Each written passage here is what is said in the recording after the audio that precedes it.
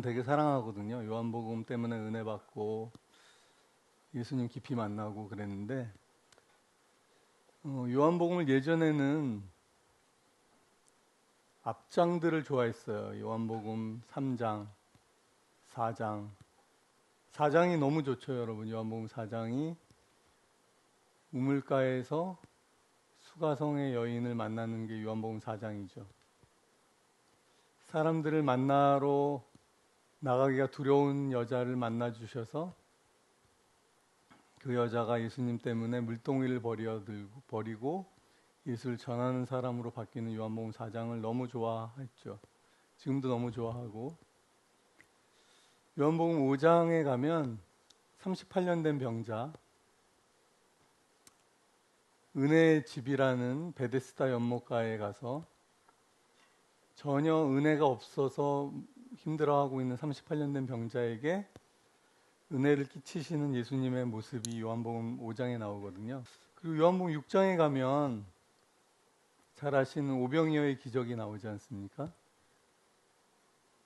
우리 송정미 사모님의 노래 중에도 물고기 보리떡 5개 물고기 2마리로 5,000명 먹이리. 제가 대학생 때 얼마나 송정미 사모님 노래를 좋아했는지 몰라요. 근데 어쨌든 너희가 먹을 것을 주어라. 우리에게 있는 건 보리떡 5개 물고기 2마리밖에 없는데 어떻게 이 많은 사람들을 먹입니까? 어떻게 이 많은 아프리카 사람들을 먹입니까? 그런데 우리의 작은 것들이 주님 손에 올려지면 가능하다. 그렇죠? 요한복음 7장에 가면 명절 큰 날 그 끝날에 예수께서 서서 외쳐 가라사대 누구든지 목마른 사람들은 다 내게로 오라. 나를 믿는 자는 그 배에서 생수의 강이 흘러날 것이다. 그냥 목마름이 해결되는 정도가 아니라 그 배에서 생수의 강이 흘러넘칠 것이다. 아까 우리 목사님 예배 시작할 때 우리 송정미 사모님 예배 말씀하셨죠.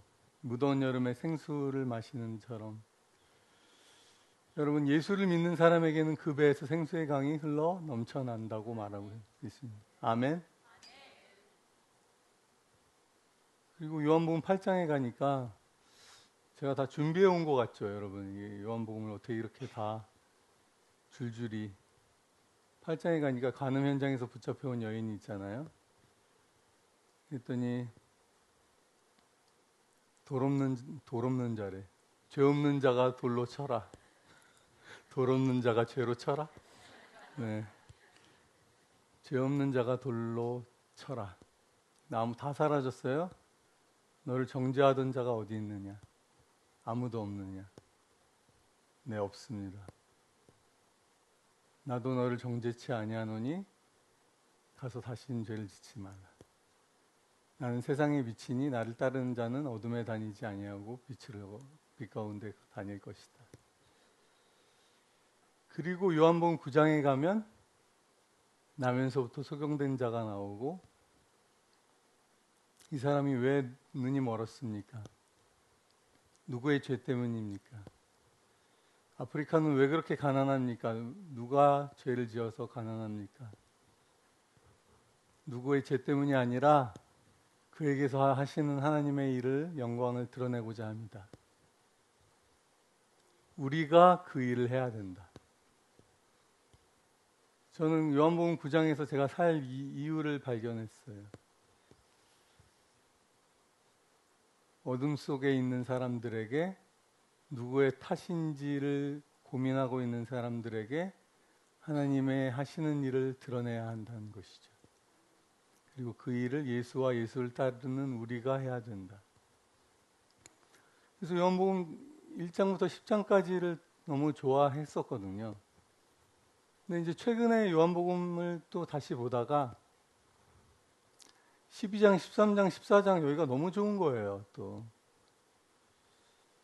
12장에 가니까 한 알의 밀알이 땅에 떨어져 죽으면 열매를 맺는다. 13장을 오늘 이제 여러분하고 나눌 거고요. 14장, 15장, 16장은 예수님의 또 놀라운 가르치심, 다락방에서 그런 거죠. 13장 오늘 말씀은요, 예수님이 시작하실 때 보시면 이제 아버지께로 돌아갈 날이 다 되었다는 것을 아셨다라고 그랬습니다. 실제로 예수님이 그 다음 날 정도의 십자가에 달리셨겠죠. 다음 날이나 다다음 날쯤에. 예수님은 자기가 돌아가셔야 될 때가 다 된 것을 이미 알고 계셨죠. 여러분은 언제 죽을지를, 우리는 언제 죽을지를 모르고 살아갑니다만 우리도 다 죽을 것을 알고 있습니다, 여러분. 하루하루 우리가 더 죽음에 가까이 가고 있죠. 오늘이 우리가 가장 젊은 날입니다, 여러분.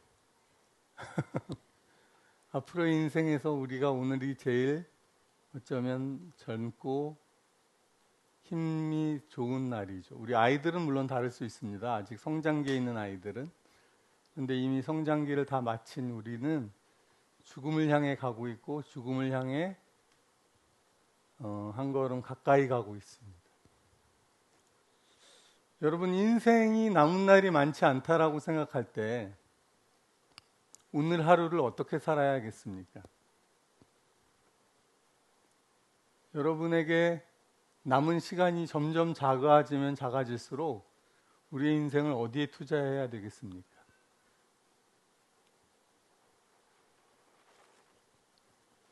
특별히 남은 날이 많이 없다라고 생각이 되어지면 되어질수록 우리의 시간을 어디에 투자해야 될까요?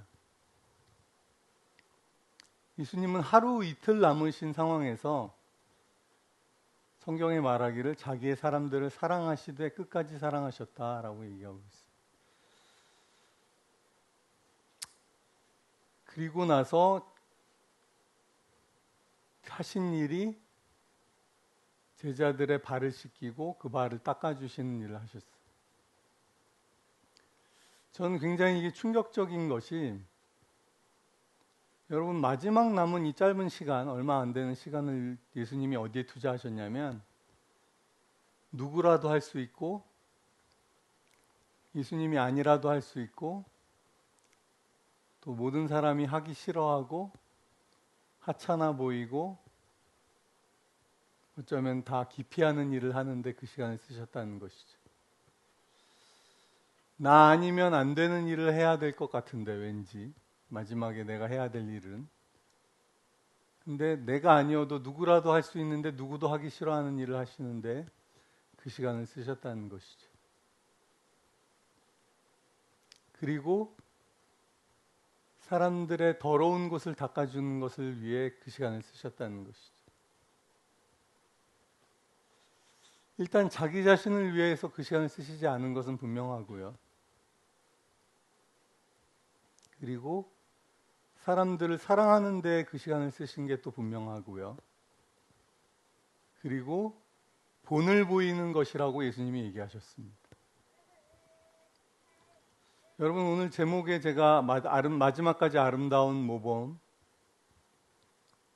예수님의 인생을 본을 보이는 데 투자하셨습니다.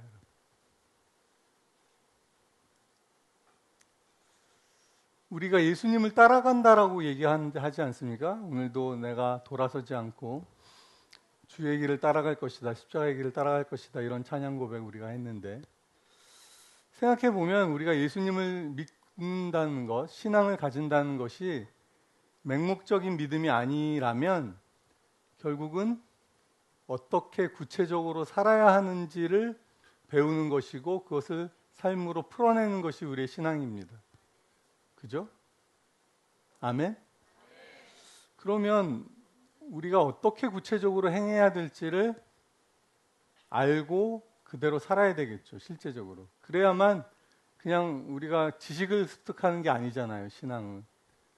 그죠? 우리가 저는 이제 공부하는 게 제일 쉬웠던 사람 중에 한 명이거든요. 여러분 좀 조시는 것 같아서. 공부해서 시험 보는 거는 아주 쉬웠어요, 저는. 세상에서 공부해서 시험만 보라고 하면은 아마 문제 없이 살았을 것 같아요. 그런 거 있잖아요. 교과서만 보도 뭐 문제 없더라. 교과서 위주로 공부하고 시험 보니까 다 맞더라. 왜 틀리는지 이해가 안 되더라. 너무 심하게 나갔어요.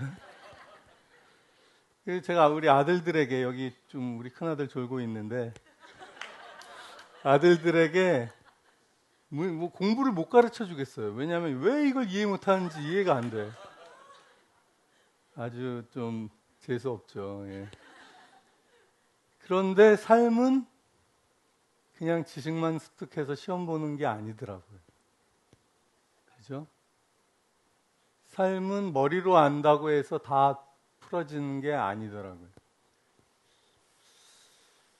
그래서 더더욱 필요한 게 뭐냐면 우리가 누구를 흉내내는 게 필요한 거죠.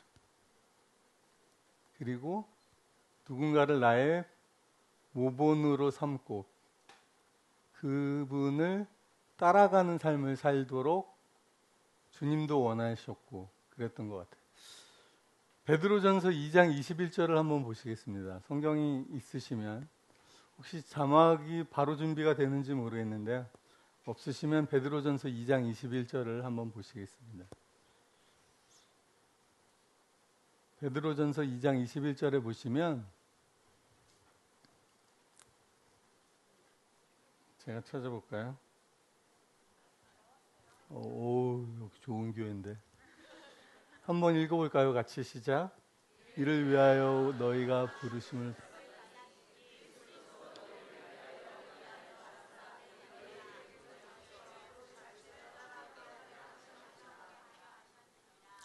그리스도가 너희를 위하여 고난을 받으사, 여기 말씀을 보시면 너희를 위하여 고난을 받으사 너희에게 본을 끼쳐 그 자취를 따라오게 하셨느니라.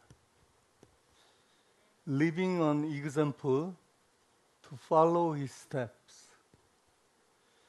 우리에게 example, 하나의 그냥 본보기를 보여주셔서 그 steps, 발자국 난 길을 따라오게 하셨느니라. 발자취를. 근데 그 구체적인 행동은 그리스도께서 우리 때문에, 우리를 위해서 고난을 받으셨다.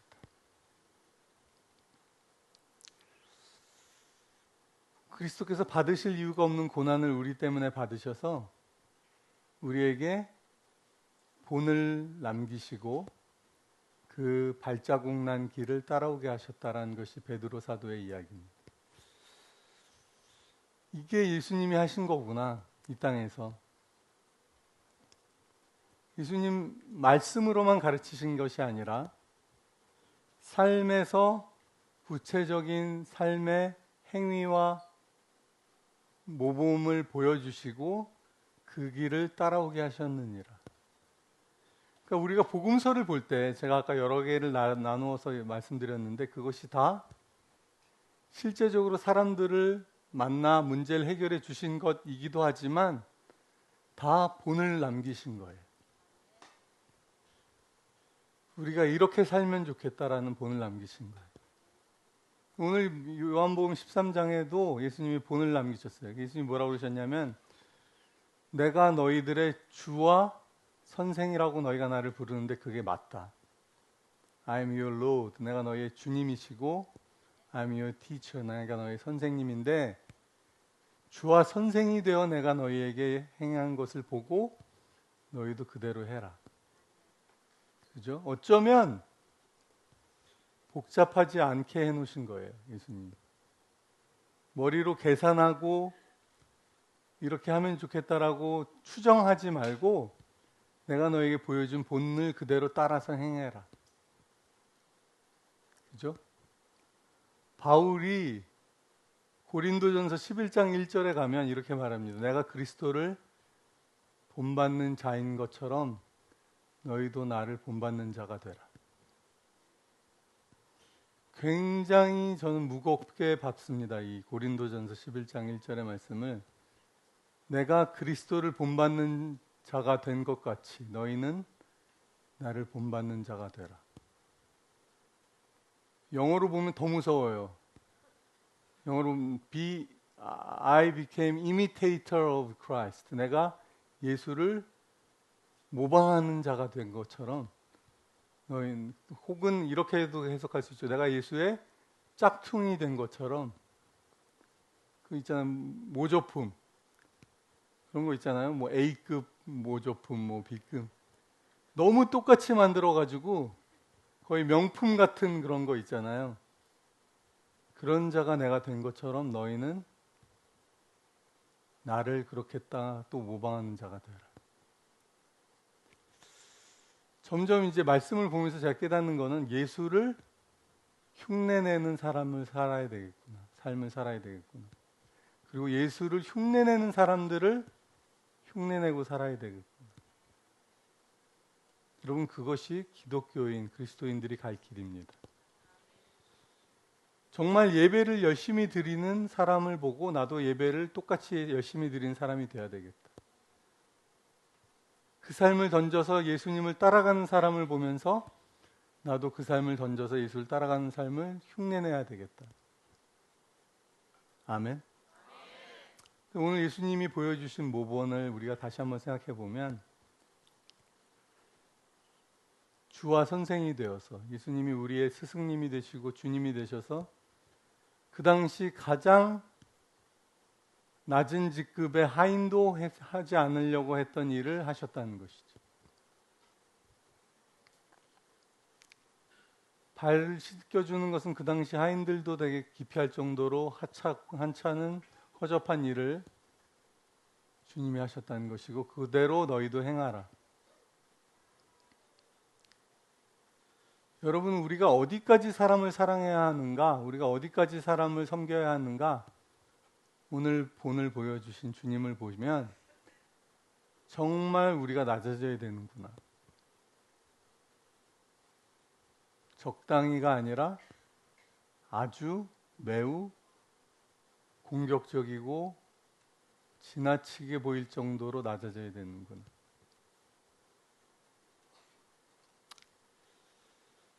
그리고 예수님이 더 놀라운 얘기를 하신 것은 뭐냐면요.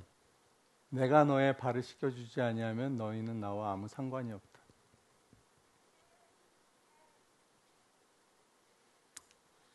예수님이 우리의 가장 냄새나고 좀 내보여드리기 어려운 부분을 씻겨주시지 않으면 비록 여러분이 구원받은 목욕한 자와 같이 이미 깨끗한 자가 되었을지라도 예수님의 우리의 더러운 발을 내어드리지 않으면 아무 상관이 없는 자가 된다는 것입니다. 굉장히 저는 놀라웠어요. 왜냐하면 한 번 구원받았는데 나는 이미 구원받았고 예수님으로 인해서 깨끗이 씻겨졌는데도 불구하고 예수님이 나의 발을 씻겨주시지 않으면 내가 예수와 상관없다는 거예요. 여러분 이것을 저는 이렇게도 해석합니다. 우리가 비록 구원을 받았고 진리를 깨달아서 예수님으로 인해서 십자가의 구원을 경험했다 할지라도 날마다 더러워지는 우리의 생각들과 양심과 그런 마음들을 주님께 날마다 드리지 않으면 그 구원도 결국은 잃어버릴 수도 있고 주님과 상관없는 자가 될 수 있다는 것으로 해석합니다. 그런데 그런 것 같이 우리의 더러움을 씻어주는 일을 주님이 하셨을 뿐만 아니라 너희가 서로의 발을 씻겨주어라.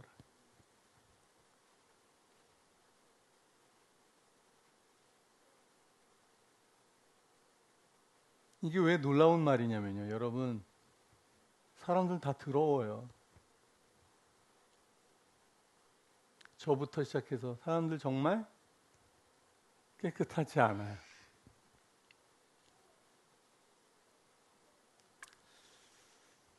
쉽게 배반도 하고 쉽게 실망도 하고 나와 함께 갈 것 같지만 쉽게 마음도 바꾸고 말도 바꾸고 세상에서 제일 무서운 게 뭐죠, 여러분?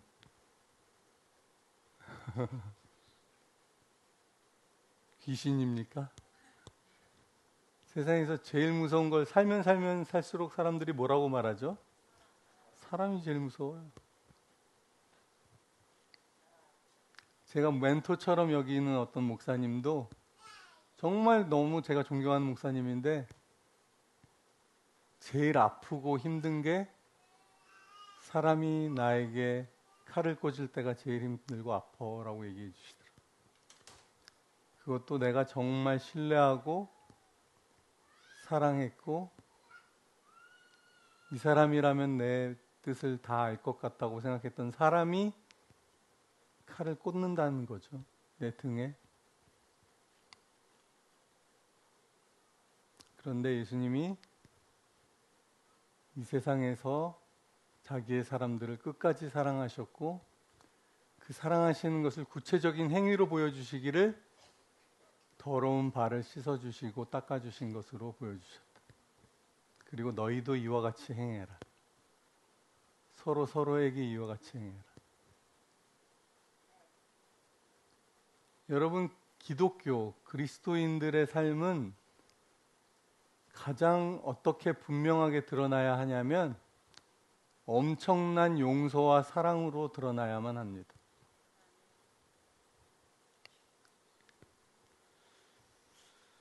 이걸 어떻게 우리가 합니까, 여러분? 이렇게 얘기하겠죠? 우리가 어떻게 이런 일을 합니까?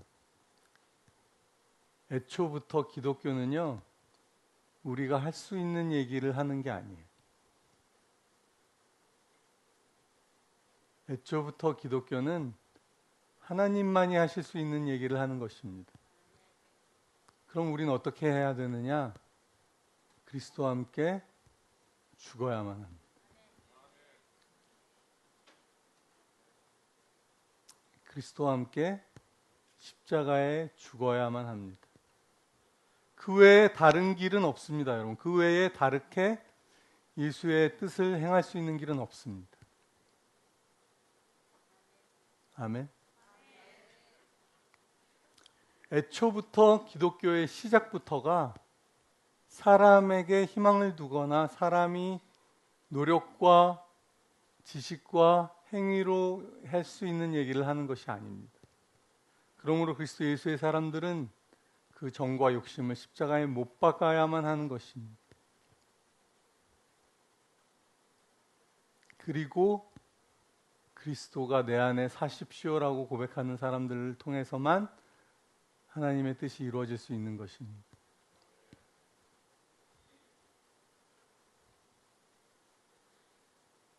니고데모가 요한복음 3장에 예수님 따라 찾아와서 밤에 한밤중에 당신이 하나님께로부터 오신 선생이 아니고선 이런 일을 할 수 없다라고 막 예수님께 얘기 드렸을 때 예수님 첫 마디가 뭡니까? 사람이 거듭나지 아니하면 하나님 나라를 볼 수가 없느니라. 하나님께로 온 선생이고 죄송합니다. 나발이고 상관 소용없고 주의 성령으로 거듭나지 않으면 하나님 나라를 들어갈 수가 없다. 근데 성령으로 거듭나려면 어떻게 해야 됩니까? 예수와 함께 죽어야 하는 것이죠. 그리고 나서 죽었다가 깨어나면 여러분 무엇을 해야 되는 것이죠? 예수를 따라가야 하는 것이죠. 저희가 믿는 기독교가, 저희가 믿는 신앙이 천국의 펜트하우스를 분양받는 일이 아닙니다, 여러분. 무슨 소리냐? 예수를 믿어서 천국에도 좋은 집을 분양받아야지. 예수님 믿어서 하나님을 내 백으로 만들어서 세상 사람들이 없는 스펙과 능력을 내 삶에 장착하는 것이 기독교가 아닙니다. 예수님을 믿는다는 것은 예수님처럼 내 삶을 누군가를 위해 내어줌으로 예수가 내 삶에 살아가시도록 하는 것이 기독교를 믿는 이유입니다. 우리 기독교가 세상 사람들에게 조롱을 받습니다. 왜냐하면 기독교가 천박해졌기 때문에 그래요.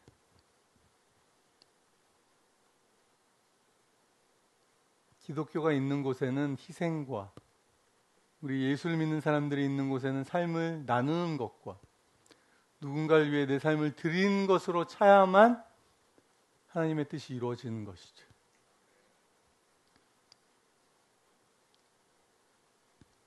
여러분, 예전에 제가 어떤 영상을 보고 펑펑 울었는데 한국에 오신 선교사님 이야기였어요. 그분은 제가 지금 정확히 기억이 안 나는데 북유럽에서 오신 선교사님이었어요. 이 나라에, 한국에. 구세군 선교사로 오셨는데 한 100년여 전에 오신 것 같아요. 근데 이제 한국에서도 굉장히 시골 마을에 가서 사역을 하셨어요. 근데 그분이 간호사셨는데 그 마을에 역병이 돌았어요. 한국은 그 당시 역병이 돌면 사람들이 그 마을을 버리고 도망가요. 왜냐면 다 죽으니까 사람들이. 그래서 마을에 어느 정도 사람들이 죽었을 때 다시 마을로 돌아오는 거예요. 병자들만 내버려 두고.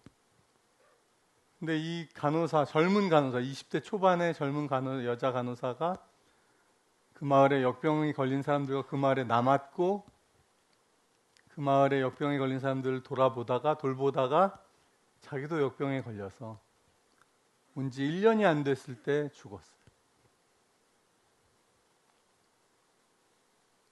근데 그 영상을 만든 선교사님이 이제 그 마을에 그걸 취재하러 갔는데 그 마을에 여러 명의 그분의 이름이 코올라 뭐 어쩌고인데 월라라는 이름을 가진 아이들이 여러 명이 있는 거예요. 사람들이. 왜냐하면 그 마을의 사람들 중에 자진해서 자기가 낳은 아이들에게 선교사님의 이름으로 이름을 지은 거예요.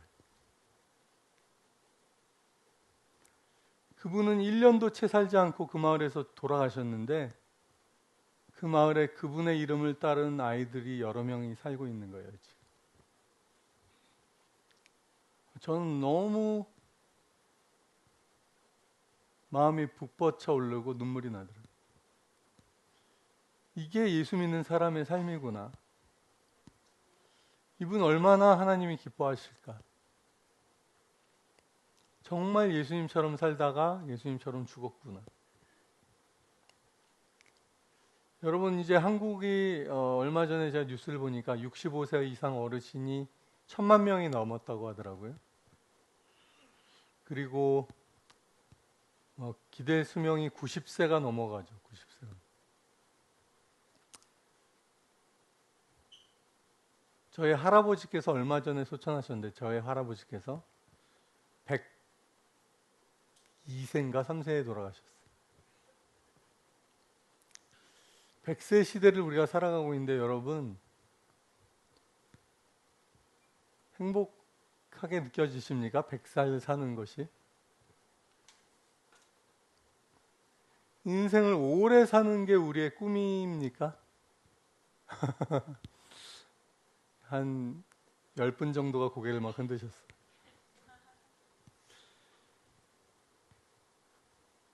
어떻게 살다가 어떻게 죽는 게 우리의 꿈입니까?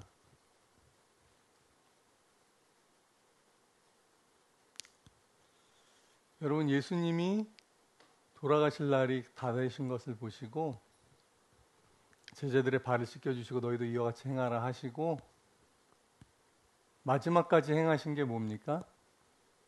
자기를 완전하게 배반할 제자 한 명에게 떡을 찍어서 주는 것이 마지막 하신 일이에요.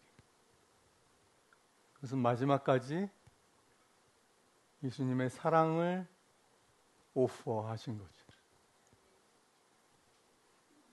너가 내가 주는 이 특별한 사랑을 받아주면 좋겠다. 어제도 제가 친구랑 얘기했는데 예수님이 어떻게 사람들을 그렇게 사랑하실 수가 있습니까? 사람들의 그 시커먼 속을 다 보고 계시는 예수님께서. 우리가 사람들의 속셈이 우리의 눈에 다 보이면 얼마나 세상 살기가 어려울까요? 그죠? 이 사람이 나한테 오는 저희도 다 보이고 이 사람이 지금 나에게 막 좋은 얘기를 해주는데 그 속셈이 다 보이고, 근데 그분이 예수님이셨잖아요. 세상에 수많은 사람들이 자기에게 나아오는 그 의도와 태도가 다 눈에 보이시는 분께서 끝까지 사람들을 사랑하시고 그들의 발을 씻겨주셨다는 것이 놀라울 뿐입니다, 여러분. 그리고 예수님이 오늘 요한복음 마지막 부분, 제가 이제 드렸던 본문의 마지막 부분에서 내가 너희를 사랑한 것까지 같이 너희도 서로 사랑하라.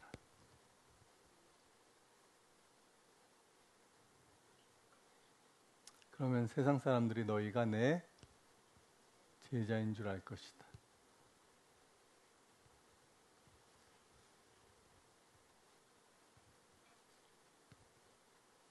제가 최근에 보았던 이사야서 말씀에 보면 하나님이 이사야 말씀에서 이렇게 말씀하십니다. 이사야 63장 7절을 한번 보여주십시오. 63장 7절에서 9절. 제가 이제 자막이 올라온다는 것을 알고 담대하게 막 요청하고 있습니다. 이사야 63장 7절에서 9절.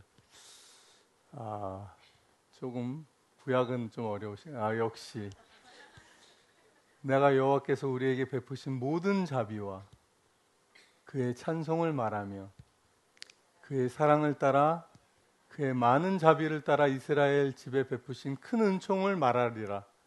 그게 뭐냐면요, 그가 말씀하시되 그들은 실로 나의 백성이요 거짓을 행하지 아니하는 자녀라 하시고 그들의 구원자가 되사 9절 그들의 모든 환난에서 동참하사 자기 앞에 사자로 하여금 그들을 구원하시며 그의 사랑을 그의 자비로 그들을 구원하시고 옛적 모든 날에 그들을 드시며 안으셨으나. 근데 8절을 다시 보여주십시오. 그가 말씀하시되 그들은 실로 나의 백성이요 거짓을 행하지 아니하는 자녀라. 이스라엘 백성이 그런 자녀들이었습니까, 여러분? 거짓을 행하지 아니하는 자녀였습니까?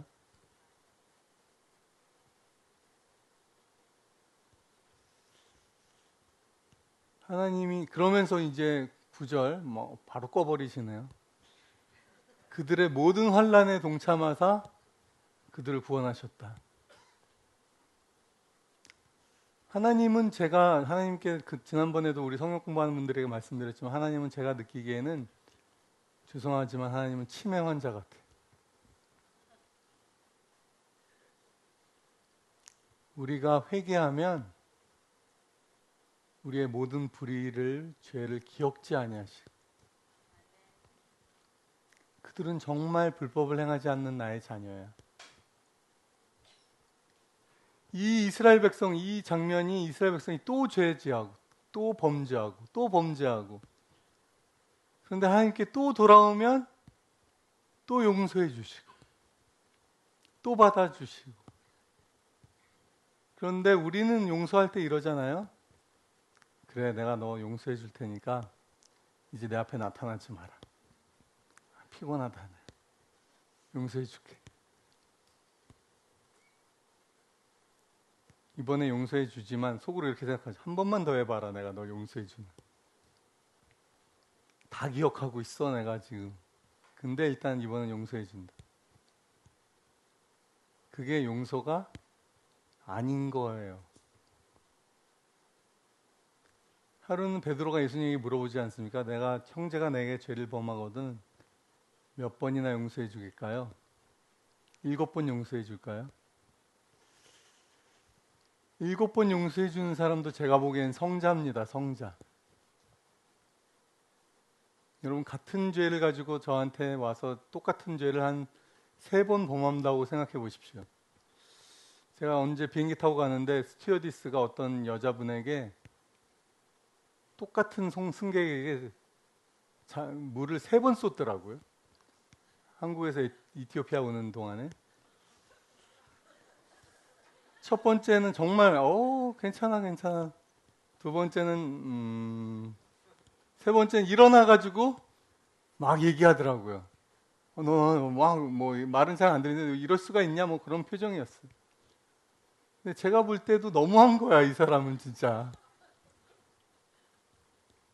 저는 황당했던 적이 저한테 이제 쏟은 적이 한 번 있는데 승무원이 이티오피아 승무원들이 워낙 부잣집 딸들이 많아가지고 서빙하는 걸 할 줄을 몰라요.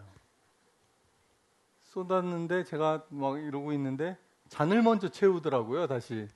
저한테 뭐 이렇게 뭘 주기 전에. 그래서 그렇지 이 잔이 더 중요하지 뭐 이런 생각을 했는데 어쨌든 여러분 세 번만 같은 실수를 해도 우리가 참을 수가 없고 참지 않는 게 당연한 것처럼 느껴지지 않습니까?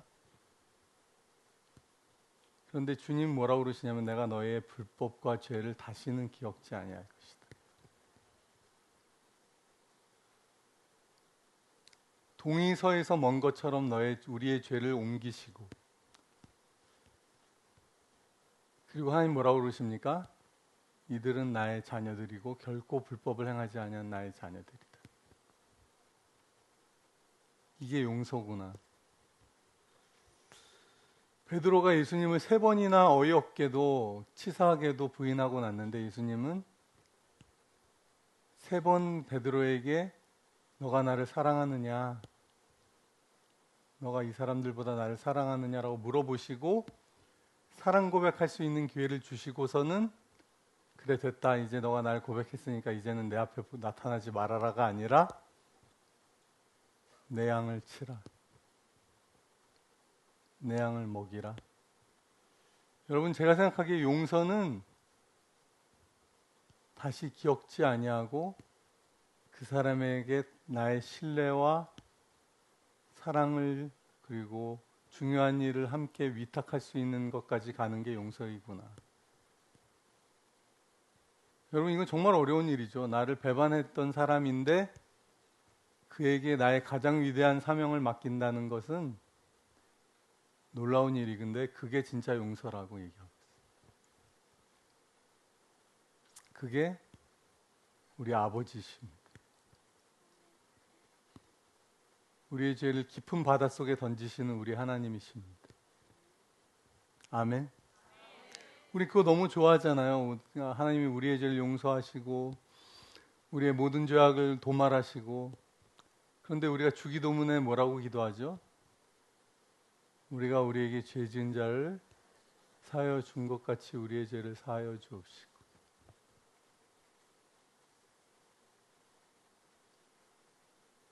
놀랍게도 순서가 우리가 우리에게 죄 지은 죄를 용서하여 준 것 같이 우리의 죄를 사하여 주옵시고 라고 기도하라고 가르쳐 주셨어요.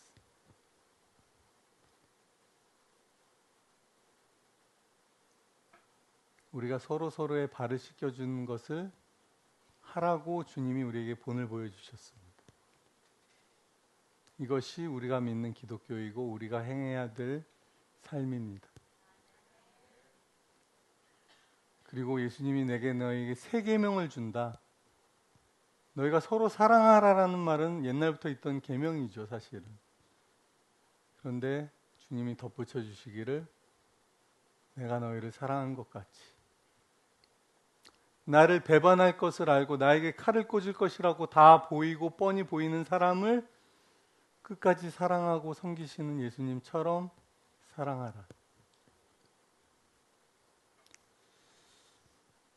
가룟 유다가 그 떡을 받아들고 밖으로 나갔다고 얘기했습니다. 성경에. 그리고는 그 성경은 뭐라고 써 있냐면 그가 떡을 받아들고 나가니 곧 밤이더라.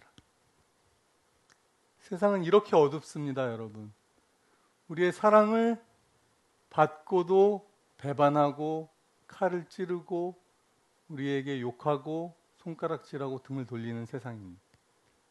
그런데 그때까지 끝까지 사랑할 때 인자가 영광을 얻으시고 아버지도 영광을 얻으셨다. 여러분 제가 생각할 때 제가 이제 선교지에 있으면서 느끼는 게 선교의 성공은 무엇인가? 뭐 사업의 성공은 돈을 버는 거라면 선교도 성공에 뭐가 있어야 되지 않겠어요? 성공의 기준이? 그럼 제가 뭐 선교를 해가지고 막 한 100명을 전도하면 성공인가? 교회를 개척해서 뭐 현지인 제자들을 50명 양성하면 성공인가?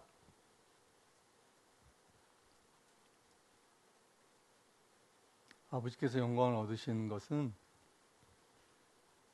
우리에게 어떠함에도, 우리에게 어떻게 사람들이 행하는 그 어떠함에도 불구하고 우리가 사랑을 버리지 아니하고 끝까지 사랑하는 것이 성공입니다.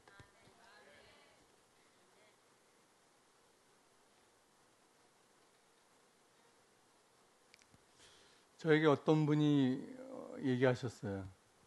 너무 사랑이 힘든 사람이 있어요.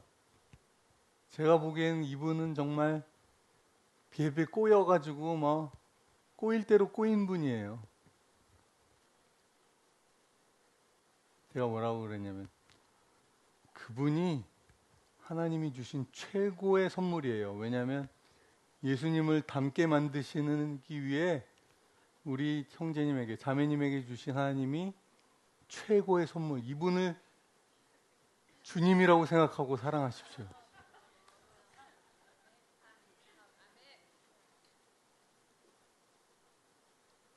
근데 이 사람만 없었으면 내가 정말 하나님 뜻대로 살았을 텐데. 이런 사람을 나에게 주셔가지고 최고의 선물. 그 사람을 사랑하면 여러분이 예수님 닮아가는 삶을 사는. 누가 쉽다고 얘기합니까? 할 수 없어요, 여러분. 그것을 하는 것이 가룟 유다를 끝까지 사랑한 예수님을 닮아가고 그 발자취를 따라가는 일을 하는 겁니다. 그것이 오른편 뺨을 때렸을 때 왼쪽 뺨을 돌려대는 거예요. 오른쪽 뺨을 때리려면 제가 여러 번 다른 자리에서 말했지만 여러분 오른쪽 뺨을 때리려면 왼손으로 때려야 되죠. 근데 왼손으로 보통 그 당시에 안 때렸기 때문에 오른쪽 뺨을 때리려면 손등으로 때려야 합니다. 굉장히 모욕스러운, 그저 때리는 정도가 아니라 굉장히 모욕스러운 거죠. 잘 이해가 안 되십니까? 이쪽이 오른쪽이잖아요. 제 반대편. 오른쪽 뺨을 때리려면 손등으로, 그죠? 오른쪽 뺨을 때리거든 왼쪽 뺨을 돌려대라. 이제 정타를 때릴 시간입니다 하고 왼쪽 뺨을 돌려대라. 이제 제대로 때리십시오.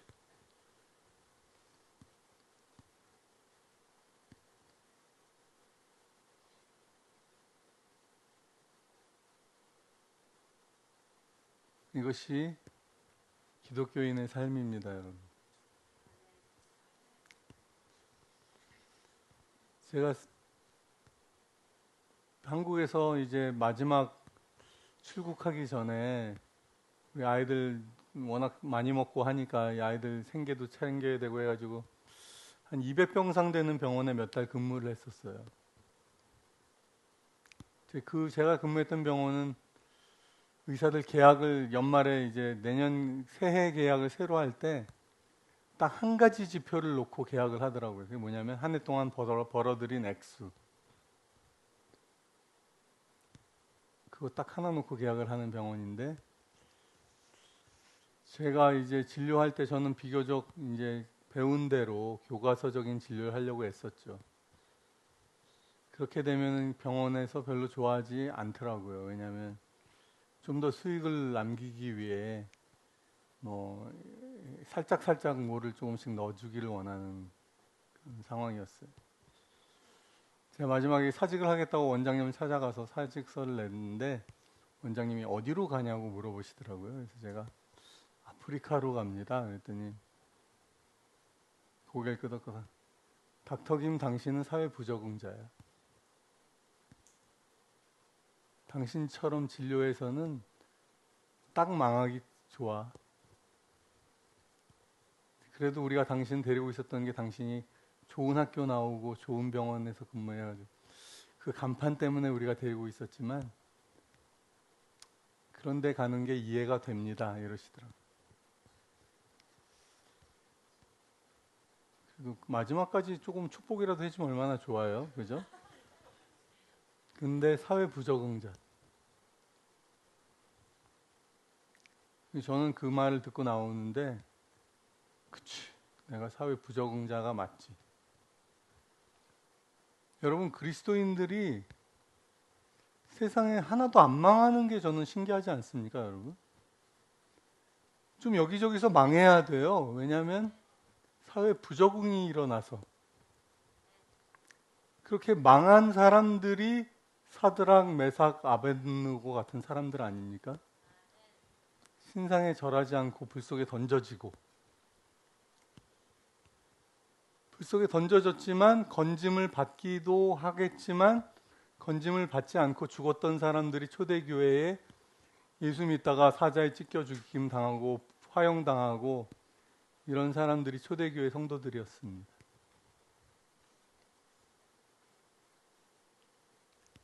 세상에 타협하지 않는 사람들이 더 많이 있어야 되지 않겠습니까? 그리고 정말 희한하게 어떻게 이런 사람들을 용서하지? 이런 얘기들이 더 많아 나와야 되는 게 사실이어야 합니다, 여러분. 사랑의 원자탄, 손양원 목사님 같은 분들이 그냥 몇몇 사람들만 돼서는 안 된다는 말입니다. 내 자식을 죽인 사람을 양자로 삼고, 그죠? 세상의 불법과 타협하지 않고, 다른 사람을 위해 내 삶을 던지는 사람들이 더 많아져야 되는 것이 예수님을 따라가는 그 발자취를 따라가는, 그래서 이 사람들이 너무 예수를 닮았구나 해가지고 그리스도인이라는 이름이 붙여진 거 아닙니까, 원래? 아멘. 여호와는 나의 목자시니. 너무 좋죠. 주님 나를 쉴만한 물가로, 주님 나를 리조트로 인도해 주시고,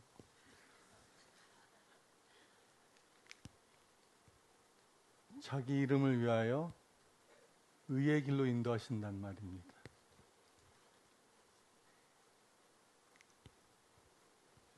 내 원수의 목전에서 내게 상을 베푸시기 때문에 돌을 맞아 죽어가는 스데반 집사님은 저들의 죄를 용서하여 주십시오라고 기도할 수 있었던 것이, 원수의 목전이지만 하나님이 부어주시는 기름 부으심이 내게 차고 넘쳐서 그런 저와 여러분 되기를 원합니다. 같이 한번 기도하겠습니다.